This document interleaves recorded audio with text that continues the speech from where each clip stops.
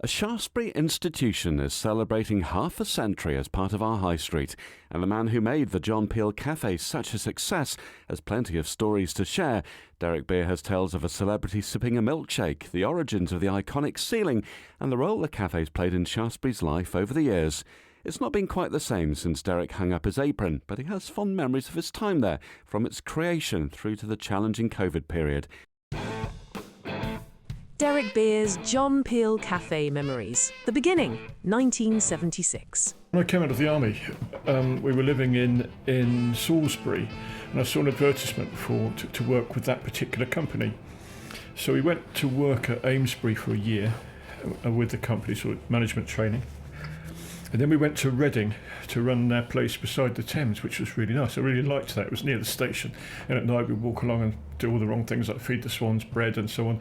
And we were there. And then they said to me, look out for somewhere and we'll build one for you, which was great. So I went to all the lovely places to look for them, like the Isle of Wight and so on. I didn't come to Shaftesbury, but they found the one in Shaftesbury, which was Marjorie and Nora's hairdressers, which were quite important in the town then, and they lived in a house called Hillbrow at the end of Castle Hill, where that development is now. And Marjorie and Nora, two sisters, and they ran it.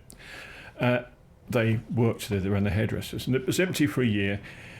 And we came down on the Saturday night after work from Reading and had Sunday going around getting ourselves settled before we opened on Monday morning.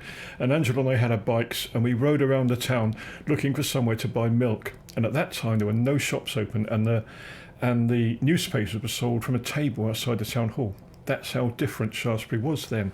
We didn't find milk, so we didn't get tea. We opened on the Monday morning, which was the 27th of June, 1976, and it was a really hot day.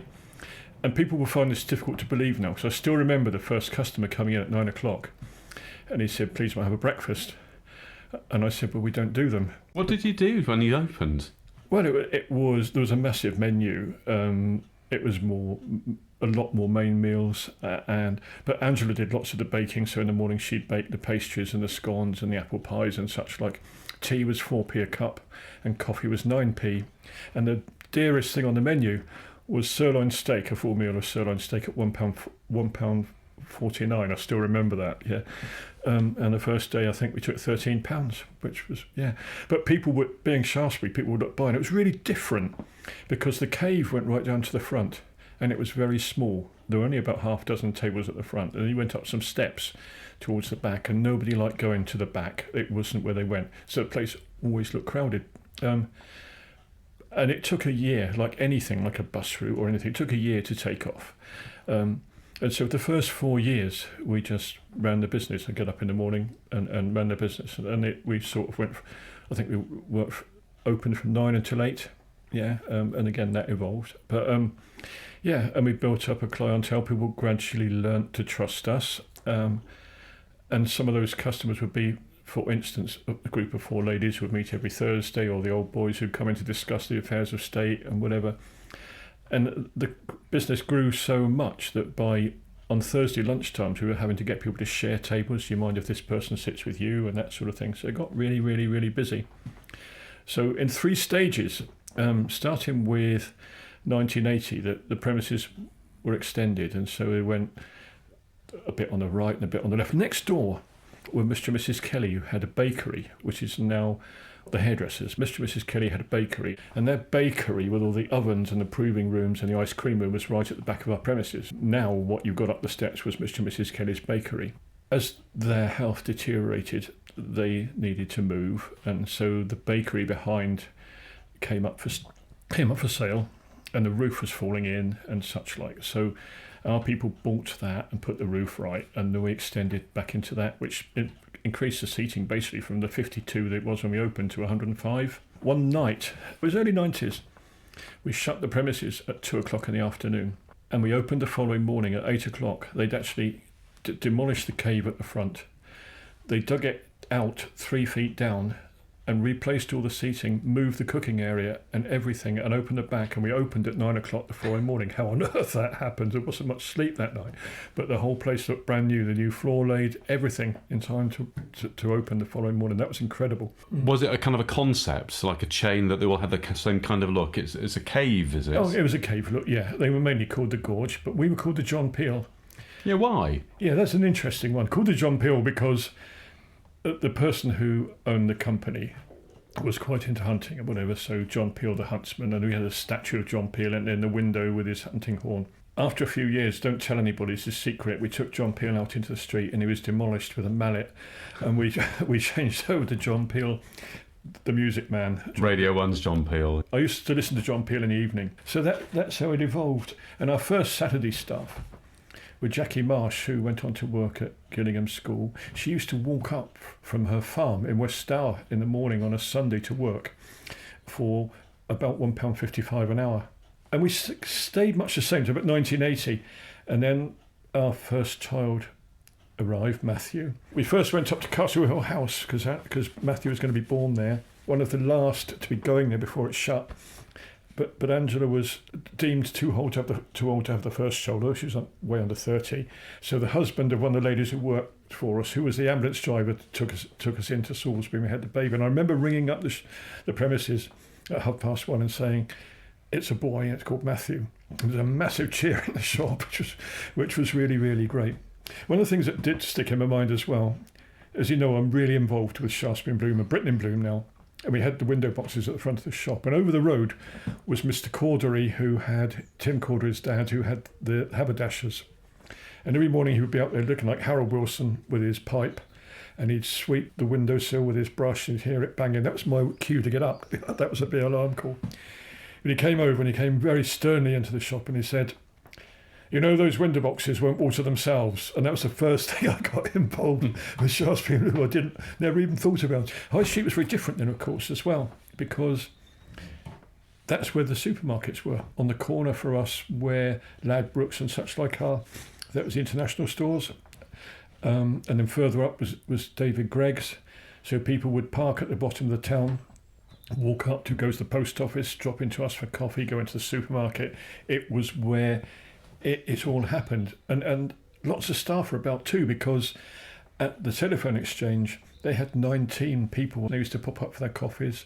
Hardings across the road, who's now my landlord, they had 23 staff, and on things like late night shopping we would send over 23 meals for their staff. We'd have them on the premises. So we became after 1980 quite involved in the community, and it all started because someone walked in and said, "Derek, would you join the Chamber of Trade?" And I said, "No, I don't. That's for posh people, not for me." And they said, "No, we really need you." So Ray Humphreys and Steve Hodson and myself and others, we started late night shopping and the Christmas lights and all that. It was all great. It was a really good bunch and we all got on really well. I mean, I think we made a bit of a difference. So that's when the premises started to be sort of the centre of the community, because for late night shopping, the team would all come in before and have something or whatever. And then I joined the town council in 1989 and got nominated to be with the carnival committee. So I joined that, well, amongst many other things. And so then we very much were the centre of carnival, because that's where we had the quiz night. We used to have 100 and odd come to the quiz night. We'd do a fish and chip supper, and that was great fun, I think. And we used to make it quite fun because I would sort of cheat and share the answers with people. It certainly wasn't a serious quiz night. It wasn't for the dedicated hard people who like that sort of thing. And the bands used to come for the band teas on Carnival Day. The team used to come in the morning for their breakfast, and in the afternoon we'd obviously be open quite late. Carnival and other things then evolved from the Peel, so it became almost centre of the community. And then, of course, when I was mayor, the first time I was elected as mayor, dear old John Witcher, in the morning, without me notice, the following morning, he put up flags across the front of the premises and painted a big sign saying the mayor's parlour, which was quite nice. A lovely place to be, and a lovely part of the community, and that was always quite fun. It was a councillor training camp, because many people followed you into local politics. Jack Jeans, who's probably the best councillor in my 40 years as a councillor I've ever met, and that's with no patronising rubbish. I mean that from the bottom of my heart. There's another one down in Plymouth. Of course, Connor, who worked for us. Yeah. Connor worked for us for a long time. Yeah. A lot of the staff who worked for us it was really, really. I know people say it's all rubbish, whatever, but we really were quite a family, and we did things together. So we go to football together, or we go ten-pin bowling together. I remember one night we came home, and it was a cold winter's night. We got home, and the place was full of smoke. I got in, and oh crikey, this isn't very good. And where the electricity supply come in, it wasn't a problem of the premises. It's when the electricity supply comes in. The box had overheated and was setting light to the premises. So I ran the electricity board and I said, I don't know whether to call you or the fire brigade, but you need to come out really, because this is a problem. And they came 2 hours later, and immediately they shut everything off. Well, I'd already done that. It was freezing cold, and they put a piece of equipment out in the street. And again, by the morning, everything was back to normal. The tables were replaced, and berm was put right, and we were up together. But those things don't happen anymore, do they? They really, really don't. I went to bed at 6:25 that morning, and I went to bed for 5 minutes. That was the best 5 minutes sleep I've ever had. I got up at 6 and went to work again. Derek Beer, the man who made a success of Shaftesbury's John Peel Café. Next time, Derek, now retired, further reflects on the business's half-century, sharing memories of motorbike rallies and serving a milkshake to a rock star.